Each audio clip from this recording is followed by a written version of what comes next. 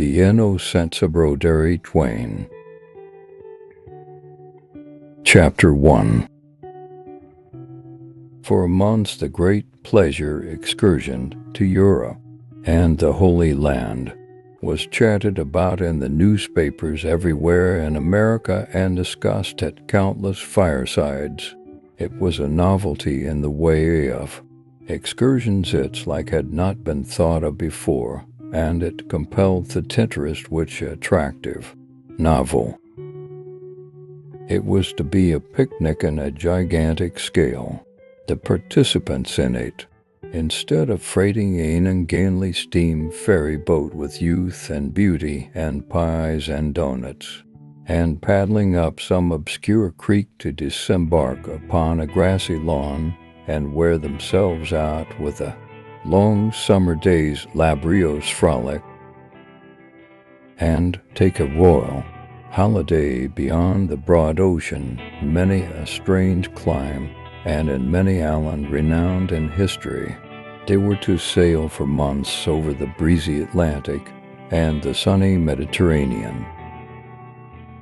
They were to scamper about the decks by day, filling the ship with shouts and laughter, or read novels and poetry in the shade of the smokestacks, or watch for the jellyfish and the nautilus over the sea, and the shark, the whale, and other strange monsters of the deep, and at night they were to die.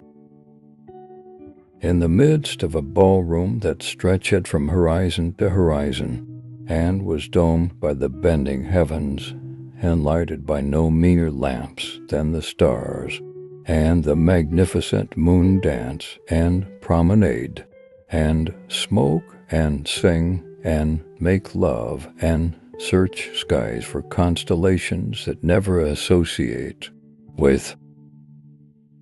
And they were to see the ships of 20 navies, the customs and costumes of 20 curious peoples, the great cities off half a world.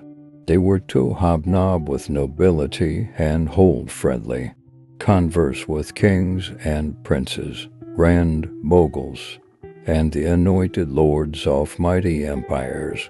It was a brave conceptio.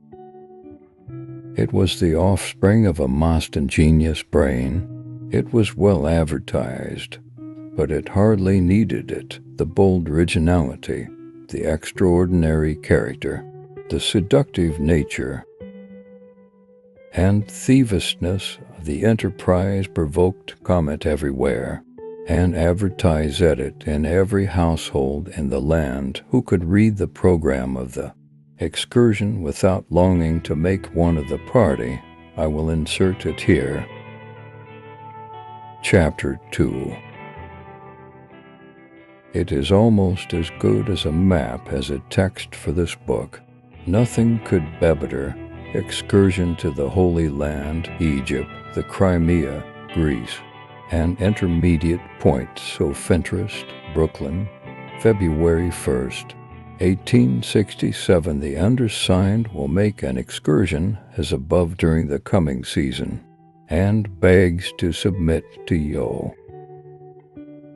a first-class steamer to be under his own command, and capable of accommodating at least 150 cabin passengers, will be selected, in which will be taken a select company, numbering not more than 3/4 of the ship's capacity.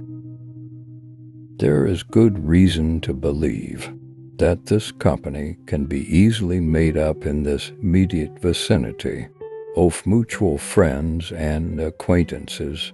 The steamer will be provided with every necessary comfort, including library and musical instruments.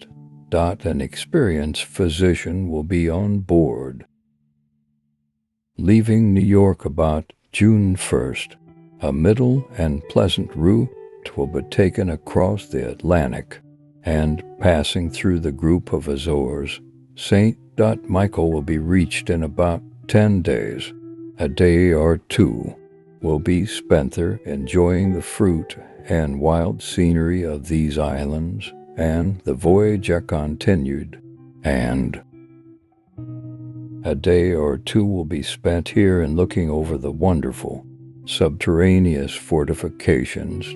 Permission to visit these galleries being readily obtained from Gibraltar. Running along the coasts of Spain and France, Marseilles will be reached in 3 days.